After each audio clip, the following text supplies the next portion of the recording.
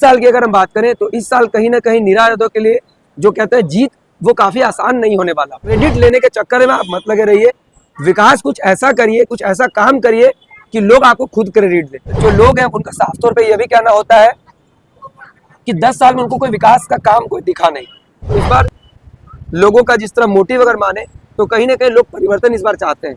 विधानसभा चुनाव को लेकर कोडरमा में कैसा माहौल है, आइए जानते हैं ऋषिकांत पांडे जी से। देखिए, विधानसभा चुनाव को लेकर आपने बात की, झारखंड विधानसभा चुनाव की जब से सरगर्मियां तेज हुई हैं, जब से ऐलान हुआ है, तब से कहीं ना कहीं कई ऐसी विधानसभा सीट है जहां पर 5 साल पहले जो चुनाव हुआ था उसमें पिछले 5 साल पहले बहुत कम वोटों के अंतर से कोई प्रत्याशी विजयी हुआ है। उसमें कोडरमा विधानसभा भी था। कोडरमा विधानसभा में 1400 करीब वोट से नीरा यादव ने जीत दर्ज की थी। वो भी जीत तब दर्ज की थी जब सुभाष यादव 2019 में, यानी पिछले 5 साल की मैं बात कर रहा हूँ, जो पिछला विधानसभा चुनाव था 2019 में क्या हुआ था कि सुभाष यादव जो आरजेडी कैंडिडेट थे वो यहाँ से चुनाव लड़ने वाले थे, लेकिन किसी कारणवश वो यहाँ से चुनाव नहीं लड़ पाए, जिसकी वजह से यहाँ से बबलू चौधरी ने चुनाव लड़ा था आरजेडी की ओर से। हालांकि वो ज्यादा सक्रिय नहीं थे विधानसभा चुनाव में, लेकिन उन्होंने अपनी इस तरह की रणनीति तैयार की जो कहीं ना कहीं नीरा यादव यानी बीजेपी के जो कैंडिडेट थे उनको उन्होंने उनसे लड़ने की अपेक्षा जताई और वो कहीं ना कहीं उनके लिए कारगर साबित हुई और उनको काफी टक्कर भी उन्होंने दिया।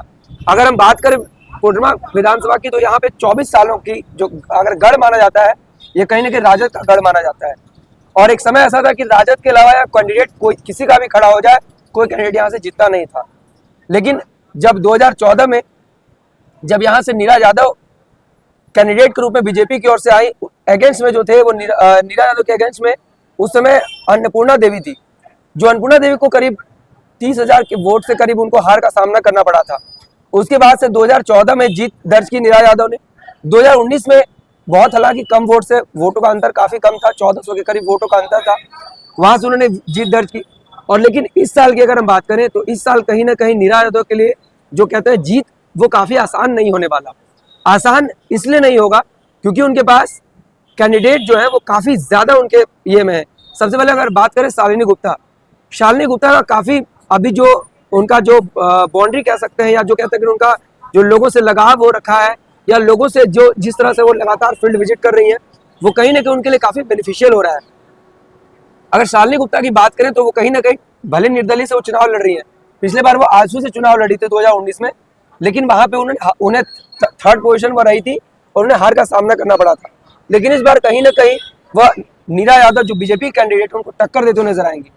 वहीं अगर बात करें आरजेडी की ओर से या महागठबंधन की जो टीम है या महागठबंधन के जो प्रत्याशी है कौन आएंगे, तो अभी उस पर अंतिम मुहर नहीं लग सकी है। और कुछ जानकारी हमारे विश्वसनीय सूत्र ऐसे बता रहे हैं कि कहीं ना कहीं यहाँ से आरजेडी कोटे का सीट मिलना तय ही है। जैसे पिछले 5 साल पहले जिस तरह सीट दिया गया था उस तरह इस साल भी सीट मिलना तय है।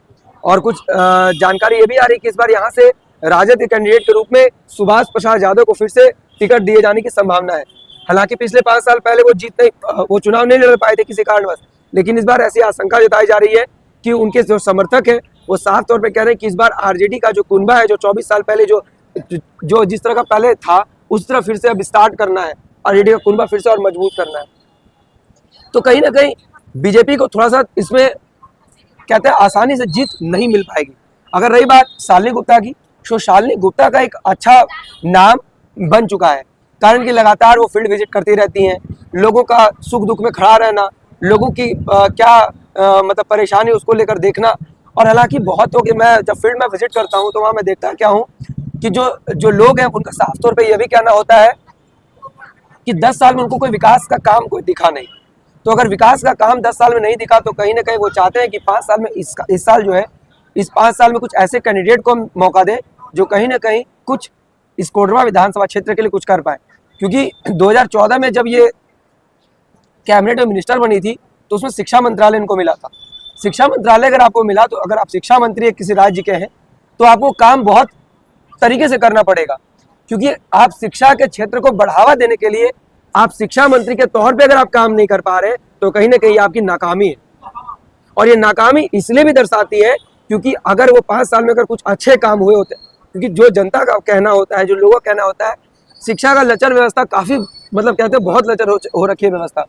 एकमात्र अंगीभूत कॉलेज जो है जेजे कॉलेज, वो भी अभी कुछ दिनों से छात्र का प्रदर्शन चल रहा था छात्रों का, वो भी कारण क्या है कि वीवीयू से कहीं और उनको जो मान्यता वीवीयू से मिला उनको, वो भी कहीं और उनको शिफ्ट करने की बात चल रही थी।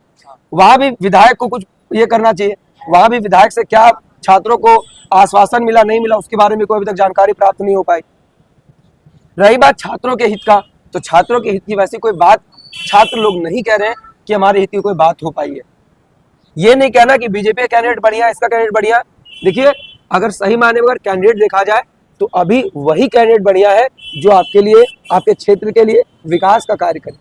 आप तिलैया के निवासी हैं, 2 बार यहाँ से विधायक में नीरा यादव जी बीजेपी की तरफ से जीती। आप क्या विकास देखे हैं तिलैया में, वो थोड़ा बताइए। देखिए, बहुत अच्छा कहा आपने। विकास क्या देखे? विकास अगर हम देखें तो फील्ड हम विजिट करते हैं तो लोगों का साफ तौर पे कहना है कि शिक्षा के क्षेत्र में कुछ विकास होना चाहिए, नहीं हुआ। लोग कहते हैं कि सड़क बना दी गई, सड़क अगर बनाई गई तो NHAI की तरफ से बनाया गया, national highway authority of India, और वो कहीं ना कहीं उसके जो दायित्व जो होते हैं, निर्वहन जो करते हैं, वो कहीं ना कहीं सेंट्रल की ओर से फंड आता है। उसमें झारखंड का उतना कोई ज्यादा मैटर नहीं करता, वो अधिकतर जो फंड होता है वो सेंट्रल की ओर से आता है। आप कहते हैं ट्रेन आपने चालू करवा दिया, आप ट्रेन जो चालू करवाए वो भी जो सेंट्रल विस्टा प्रोजेक्ट उसको भी वो आता है। मानते कुछ ट्रेनों की स्टॉपेज यहाँ कराया गया तो उसका क्रेडिट आप एक काम कराइए, क्रेडिट हर कोई मत लीजिए। कहने का मतलब ये हुआ कि क्रेडिट लेने के चक्कर में आप मत लगे रहिए, विकास कुछ ऐसा करिए, कुछ ऐसा काम करिए कि लोग आपको खुद क्रेडिट दें। आज शालिनी गुप्ता का नाम क्यों हो रहा है, उसका प्रमुख कारण क्या है कि लोग 10 सालों में देख लिए हैं कि 10 साल जिस कैंडिडेट पे हम भरोसा किए उस कैंडिडेट हमको कुछ नहीं दे पा रहा, वो कैंडिडेट विकास के नाम पे ज्यादा कुछ नहीं कर पा रहा। ये कह सकते हैं कि कहीं ना कहीं नीरा यादव का है, लोग उस समर्थक हैं, लोग उनको जानते हैं, उनका काम करने का तरीका ठीक रहा होगा, लेकिन अब ऐसा कुछ दिखता नहीं है, जिसकी वजह से अगर देखा जाए तो इस बार लोगों का जिस तरह मोटिव अगर माने तो कहीं ना कहीं लोग परिवर्तन इस बार चाहते हैं। तो इस बार आप भी एक वोटर है, तो आप किसको वोट देना चाहेंगे देखिए और क्या सोच कर देना चाहेंगे? देखिए बहुत अच्छा चीज आपने कहा, वोट किसको देंगे। वोट जो होता है हमारा अधिकार होता है, ये हम चाहे किसी को बताए या ना बताए वो हमारे ऊपर डिपेंड करता है।